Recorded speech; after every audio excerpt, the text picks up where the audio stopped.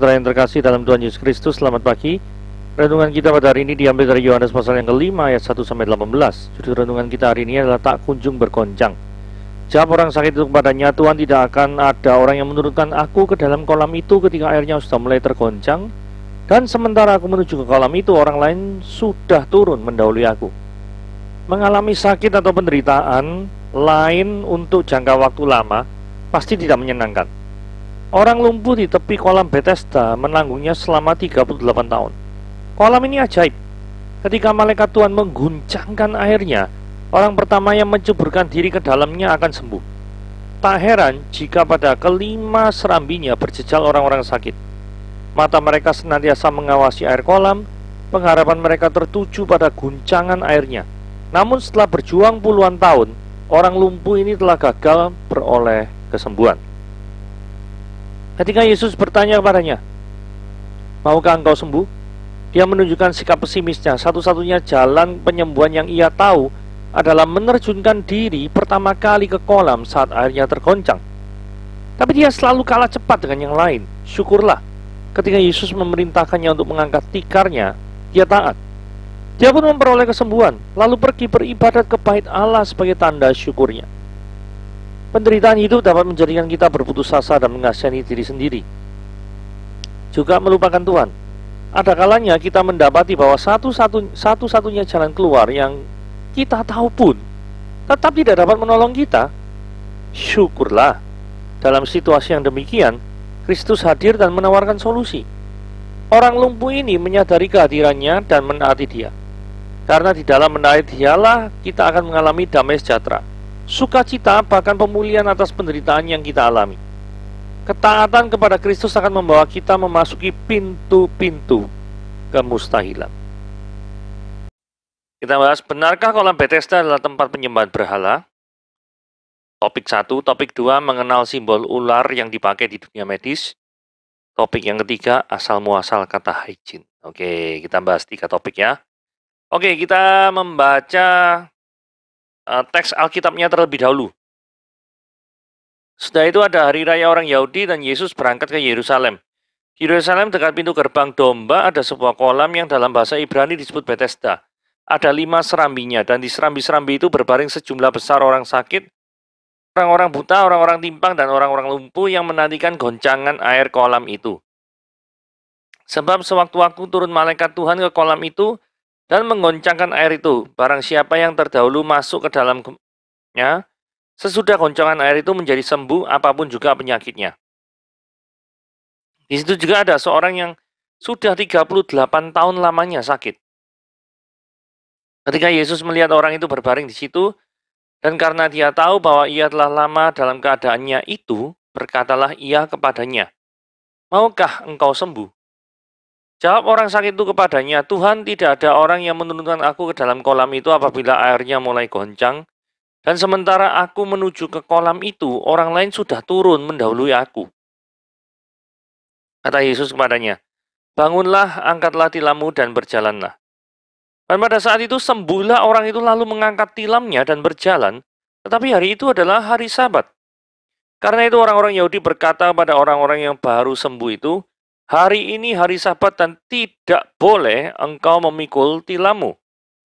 Akan tetapi dia menjawab mereka, orang yang telah menyembuhkan aku, dialah yang mengatakan kepadaku, angkatlah tilammu dan berjalanlah. Mereka bertanya kepadanya, siapakah orang itu yang berkata kepadamu, angkatlah tilammu dan berjalanlah? Tetapi orang yang baru sembuh itu tidak tahu siapa orang itu, sebab Yesus telah menghilang ke tengah-tengah orang banyak di tempat itu. Kemudian Yesus bertemu dengan dia dalam bait Allah, lalu berkata kepadanya, engkau telah sembuh, jangan berbuat dosa lagi, supaya padamu jangan terjadi yang lebih buruk. Orang itu keluar lalu menceritakan kepada orang-orang Yahudi bahwa Yesuslah yang telah menyembuhkan dia. Oleh karena itu, orang-orang Yahudi berusaha menganiaya Yesus karena dia melakukan hal-hal itu pada hari Sabat. Tetapi dia berkata pada mereka, Bapakku bekerja sampai sekarang, maka aku pun bekerja. Sebab itu orang-orang Yahudi lebih berusaha lagi untuk membunuhnya, bukan saja karena dia meniadakan hari Sabat, tapi juga karena dia mengatakan bahwa Allah adalah Bapanya sendiri dan dengan demikian menyamakan dirinya dengan Allah. Nah, ini ya. Kalau kita membaca Yesus dari Nazaret menuju ke Yerusalem. Jadi pada waktu hari raya, Yesus berangkat ke Yerusalem. Berarti berangkat ke Yerusalem berarti dari mana ya? Pasti dari Nazaret, ya. Di Yerusalem, dekat pintu gerbang ada sebuah kolam. Nah, ini yang kita agak membahasnya agak panjang ya. Disebut dengan Bethesda. Nah, nama Bethesda itu diambil dari bahasa Ibrani atau bahasa Aram, Bethesda. Yang berarti Bet itu rumah, gitu. Bethlehem itu rumah roti, gitu ya. Bet itu rumah. Rumah kemurahan atau rumah anugerah. Bet artinya rumah. Dalam bahasa Ibrani maupun Aram, kata ini dapat juga berarti malu atau dipermalukan. Jadi ada makna ganda, dianggap cocok karena lokasi ini dipandang sebagai tempat dipermalukan karena banyak orang sakit, cacat. Tapi di lain pihak juga disebut tempat yang penuh dengan kemurahan. Karena apa? Di tempat itulah mujizat kesembuhan terjadi. Gitu ya. Nah, kolam Bethesda ini seperti ini ya. Jadi ternyata ada 2 buah kolam seperti ini. Dan kolam selatan dan kolam utara dapat dilihat ada 5 serambi. Serambi itu adalah tiang-tiang ini loh. Jadi 1, 2, 3, 4, 5. Yang sini tembok ya. Ini tempat pintu masuknya. Tembok tempat pintu masuknya yang ada serambinya itu daerah sisi 1, 2, 3, 4, yang 5. Itu ya. Oke, serambi bertiang adalah bendungan tertutup yang memisahkan kedua kolam Bethesda itu ya. Ini maksudnya yang kelima itu ya. Oke, sekarang penampakannya seperti ini. Kalau ini tuh market ya. Ini market. Ini bukan gambaran sesungguhnya, ini adalah market. Dan ini adalah reruntuhannya seperti ini, reruntuhan daripada Bethesda. Nah, kita mempelajari sejarah kolam Bethesda. Sebelumnya, kolam Bethesda itu memiliki banyak fungsi. Salah satunya sebagai tempat dilaksanakannya ritual pembaptisan dalam agama Yahudi, yaitu sebagai kolam baptisan Yahudi atau yang disebut sebagai mikveh. Bagi upacara pembaptisan dalam tradisi Yahudi Rabbinik atau Tevilah. Tetapi kemudian karena adanya Helenisasi itu adalah suatu usaha untuk meyunanikan daerah jajahan daripada orang Yunani tentunya, gitu ya. Nah, ini Helenisasi ini dilakukan oleh namanya Antiochus Epiphanes yang keempat. Ini kolam Bethesda itu dirubah menjadi tempat pemujaan dewa kesembuhan yang namanya Asklepios. Nah, dewa Asklepios dianggap sebagai juru selamat, penyembuh, dan pemelihara. Kadang ditulis Asklepion atau Aesculapius atau Asklepius adalah dewa penyembuhan dan kesehatan dalam kepercayaan Greco-Roman. Greco-Roman itu Yunani Romawi gitu ya. Nah, kota Pergamus salah satu kota di Turki sekarang modern, Pergamon gitu ya. Yang disinggung dalam kitab Wahyu terdapat bangunan, teater, stadion perpustakaan, dan pusat penyembuhan Asklepius. Di antara bangunan lain yang merupakan bagian dari kehidupan normal di Greco-Roman. Gitu ya. Nah, modelnya orangnya digambarkan seperti ini ya, dewa Asklepius dengan ularnya. Dipercaya bahwa dewa Asklepius mempunyai hewan peliharaan ular yang sangat setia. Bahkan masyarakat Yunani sendiri kala itu sangat percaya kalau ular tersebut mendapatkan ilham untuk menyembuhkan. Sejak saat itu, ular milik dewa Asklepius dilambangkan sebagai penawar atau penyembuh dari segala macam penyakit. Dari sini, lambang dunia kesehatan digambarkan dengan ular yang melilit tongkat, dan tongkat itu adalah milik dewa Asklepius. Jadi dari sini kita bisa melihat ya, yang tadi kita bicarakan nanti ya, di manakah simbol daripada ini? Ternyata Dawi Asklepius. Nah, sedangkan ini apa? Nah, ini kita lihat ya. Kok ada mangkoknya? Nah, ini adalah mangkok daripada Dewi Hygeia. Dewi Hygeia adalah anak daripada dewa Asklepius, yang setelah Asklepius ini meninggal, maka lambangnya dari tongkat dirubah jadi mangkok. Ini yang digambarkan mangkok ya. Mangkok tersebut milik Hygeia, salah satu anak perempuan daripada Asklepius. Dari kata Hygeia diserap kata-kata hygiene, kebersihan. Ya, dari sini kita tahu sudah jawab dua topik itu ya. Dua topik yaitu dari manakah simbol kedokteran ini? Kok bisa pakai ular? Jawabannya karena lambang daripada dewa Asklepius yang adalah dewa yang menyembuhkan. Kenapa kok pakai lambangnya ini pakai mangkok? Karena ini adalah mangkok yang dipunyai oleh Hygeia, anak daripada Asklepius. Gitu ya. Nah, kenapa ada kata hygiene? Itu berasal dari Hygeia, dewi ini. Oke, itu asal usulnya kurang lebih seperti itu. Nah, ayat ketiga. Dan di serambi-serambi itu berbaring sejumlah besar orang sakit, orang-orang buta, orang timpang, orang lumpuh, yang menantikan goncangan air kolam itu. Pertanyaannya adalah, ada banyak orang sakit. Gitu ya. Ada banyak orang sakit, orang buta, dan orang lumpuh. Pertanyaannya, apakah Yesus memiliki kewajiban untuk menyembuhkan semua orang itu? Jawabannya adalah tidak, bukan? Buktinya, di antara semua orang yang banyak itu, yang disembuhkan itu cuma satu tok, yang 38 tahun itu tok. Yang lainnya tuh Yesus tidak melakukan KKR kesembuhan rohani tuh di sana. Begitu ya. Mari kita lihat selanjutnya. Sebab sewaktu-waktu turun malaikat Tuhan ke kolam itu dan mengoncangkan air itu. Nah, ini ada permasalahan ya. Katanya tadi kolam Bethesda itu merupakan tempat pemujaan dewa Asklepius, yang fungsinya dari zamannya Antiochus Epiphanes yang keempat itu sudah diubah. Tadi yang memang asalnya kolam pembaptisan orang Yahudi, kemudian diubah menjadi Asklepius, pemujaan Asklepius. Lah, kalau ini adalah tempat pemujaan dewa Asklepius, kok kenapa ada malaikat Tuhan ke kolam itu? Loh, kan aneh ini. Nah, kalau kita mempelajari naskah asli Yunaninya, itu hanya disebutkan angelos. Tidak ada angelos kurios. Tidak ada kata Tuhan artinya.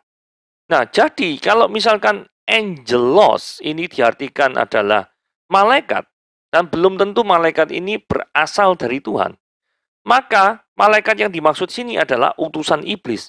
Karena iblis bisa menyamar sebagai malaikat terang. Karena, kenapa kok bukan malaikat daripada Tuhan? Karena tidak mungkin malaikat Tuhan menggunakan media yang dipercayai oleh orang-orang sebagai dewa pemujaan Asklepius itu dipakai kayak sinkretisme gitu, menggabungkan antara konsep dewa Asklepius dengan turunnya malaikat Tuhan ke kolam itu. Ini tidak mungkin. Yang mungkin adalah seperti ini, ya. Ayat 5.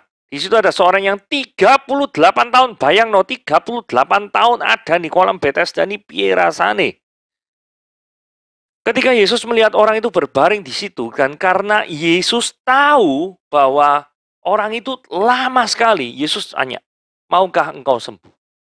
Maksudnya, saya kepingin tah sembuh. Atau lu sih ada keinginan tah untuk disembuhkan. Jadi, maksud dari pertanyaan Yesus lebih dalam adalah, masihkah engkau memiliki pengharapan untuk disembuhkan? Nah, mari kita lihat ya, jawaban orang ini. Tuhan, ada orang yang menurunkan aku dalam kolam bila airnya mulai goncang, dan sementara aku menuju kolam itu, orang lain sudah turun mendahului aku. Jawaban orang ini menunjukkan masih ada keinginan dari dalam diri orang ini untuk sembuh. Kalau misalkan tidak ada keinginan untuk sembuh, ngapain dia 38 tahun ada di sana? Logikanya gitu, bukan ya? Bener ya? Tetapi, ketika dia 38 tahun menunggu di sana, mungkin ada rasa pahit, rasa getir, yang menemani dia sehari-hari selama 38 tahun. Dan dia mungkin sedang mempertanyakan, apakah kesembuhan bagi dirinya ini masih mungkin? Beda loh ini ya. Dia kepengen sih, kepengen enggak? Kepengen pasti. Tetapi dia mulai mikir, sudah 38 tahun loh. Berkali-kali ada goncangan air, lihat orang sembuh, lihat orang sembuh, lihat orang sembuh. Tapi dirinya tidak melihat sendiri bahwa dia sembuh. Bagaimana perasaannya? Saudara kalau lihat orang berhasil terus hanya saudara diri yang adalah orang yang gagal, bagaimana perasaanmu? Apakah engkau tetap mau mengandalkan Tuhan dalam segala perkara? Ini 38 tahun loh.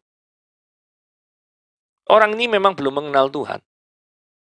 Tetapi justru karena orang ini belum mengenal Tuhan, Tuhan mendatangi orang ini. Itu menunjukkan apa? Kasih Tuhan yang luar biasa kan?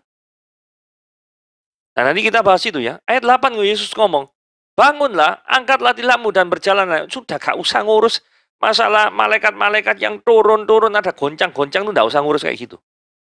Yesus langsung sabda, bangun, angkat tilammu, jalan. Langsung sembuh. Yang harus dilakukan orang ini adalah nuruti omongan Yesus. Cuma itu tok. Yang harus kita lakukan dalam menjalani kehidupan sehari-hari adalah berjalan, mengikuti, dan menuruti perkataan Yesus Kristus. Nah, kemudian ada catatannya. Tetapi hari itu adalah hari Sabat. Nah, hal yang pertama yang kita mau pelajari, kesembuhan yang dari Yesus Kristus melampaui sistem yang diyakini oleh pemuja dewa Asklepius. Jadi Yesus ini hadir di tempat pemujanya dewa-dewa orang asing, pengen menunjukkan bahwa tanpa adanya sistemmu itu terlalu lama gitu ya. Maksudnya yang pertama, yang nyemplung yang berhasil. Kalau berikutnya yang kedua, yang ketiga, yang keempat nggak berhasil. Cepet-cepetan.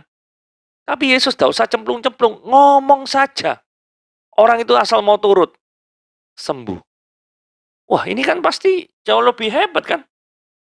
Daripada sistem yang dibangun oleh Dewa Asklepius. Jadi kesembuhan yang Yesus buat jauh lebih tinggi tingkatnya, urgenitasnya, daripada pemaknaan Sabat yang keliru daripada orang Yahudi. Maksudnya gini ya, orang Yahudi itu kan kayak Sabat, bener-bener Sabat ya. Itu tidak boleh ngelakuin apapun. Termasuk juga berbuat baik ini penyembuhan. Loh sekarang orang ini tidak lihat, gak sakno ta. Sama orang yang sudah 38 tahun tidak bisa jalan. Sekarang lihat jalan, harusnya kan melok seneng tuh ya. Tapi enggak ini. Malah ngomong, si nyebutnya siapa ya? Introgasi. Siapa sih ngizin nih kamu bawa tilam ya? Angkat tilam ada hari Sabat, enggak boleh bro. Wah, gitu ya. Nah, terus kemudian orang ini ketemu lagi sama Yesus di bait Allah. Terus Yesus ngomong, engkau telah sembuh, jangan berbuat dosa lagi, supaya padamu jangan terjadi yang lebih buruk. Jadi kelihatannya orang ini lumpuh akibat daripada dosa yang pernah dia lakukan. Dosa ini ada kemungkinan termasuk juga penyembahan terhadap Asklepius. Pertanyaannya, mengapa Yesus tetap mau menyembuhkan penyembah daripada dewa Asklepius? Saya jawab, inilah bukti cinta kasih Tuhan.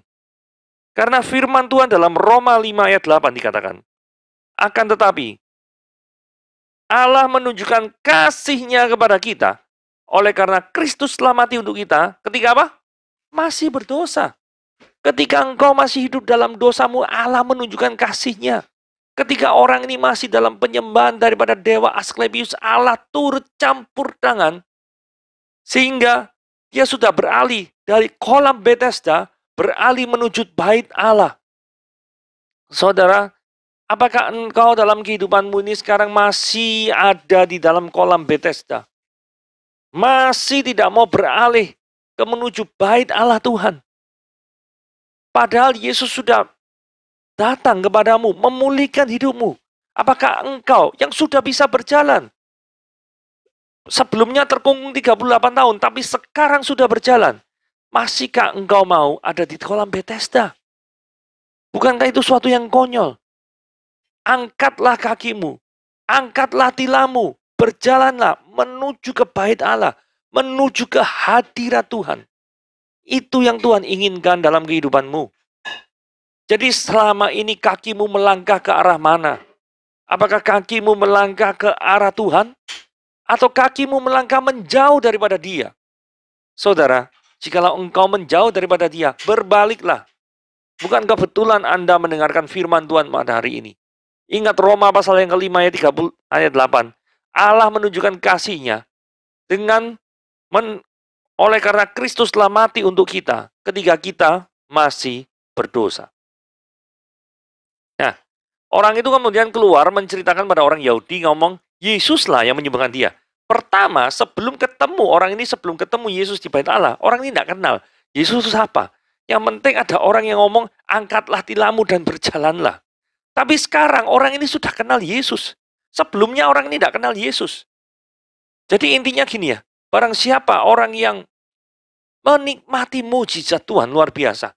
Mungkin orang ini yang menikmati bukan orang percaya, tapi Kristus mau campur tangan, intervensi dalam kehidupannya, menunjukkan kuasanya yang mengubahkan kehidupannya dia. Tetapi tidak berhenti sampai di sana. Orang ini harus seperti orang lumpuh ini, yaitu mengalami encountering with God, berjumpa dengan Tuhan secara pribadi dan mengenalnya. Jadi ada orang yang mengalami mujizat Tuhan belum kenal Tuhan, jangan engkau berhenti sampai di sana. Karena hal yang paling besar dalam hidupmu bukan karena engkau mengalami mujizat, bukan itu. Tetapi hal yang paling besar dalam hidupmu adalah kejadian setelah itu, yaitu apa? Ketika engkau mengenal Kristus. Itu adalah kejadian yang lebih besar daripada engkau mengalami mujizat. Ayat 18. Kemarahan orang Yahudi. Sebab itu orang-orang Yahudi berusaha lagi untuk membunuhnya, bukan saja dia meniadakan hari Sabat, karena Yesus kan tidak ngurus ini Sabat atau enggak, pokoknya dia menyembuhkan, kan gitu ya. Tetapi juga ia mengatakan bahwa Allah adalah Bapanya sendiri. Kan pada waktu Yesus tegur, kenapa kamu menyembuhkan orang ini pada hari Sabat? Yesus ngomong, Bapakku masih bekerja sampai sekarang, maka aku juga bekerja. Loh, dia memanggil Allah itu Bapanya. Yahudi marah. Mengapa kok marah? Karena dengan mengatakan demikian, Yesus itu mensetarakan dirinya dengan Allah. Itu pertama. Itu kedua, Yahudi itu marah karena ini sesuatu yang bersifat kemanusiaan sama dia tidak digubris. Bagi dia yang paling utama itu menaati Taurat. Orang itu lumpuh berjalan, ngangkat tilam, gak ngurus. Itu tidak sesuai Taurat, tidak boleh. Jadi sisi humanisme itu disingkirkan oleh orang-orang Yahudi. Mereka lebih mementingkan hukum yang tertulis daripada kondisi atau situasi yang mengubahkan kehidupan si lumpuh ini. Aneh, bukan? Nah, ayat 18 ini perlu diingat ya. Ini adalah salah satu ayat dalam Injil Yohanes yang menyatakan tentang keilahian Yesus Kristus. Kok bisa? Karena Allah adalah Bapanya sendiri yang mengatakan, Yesus mengatakan, Allah adalah Bapanya sendiri, dan demikian apa? Apa sih artinya ngomong Allah adalah Bapanya sendiri itu? Dengan artinya itu, dia itu setara dengan Bapa. Dan bagi orang Yahudi, mensetarakan diri dengan Bapa pencipta langit dan bumi, itu tindakan yang blasphemy, penghujatan. Itulah sebabnya mereka sangat benci dan sangat ingin membunuh Yesus Kristus. Oke, renungan kita hari ini sampai di sini. Tuhan Yesus memberkati.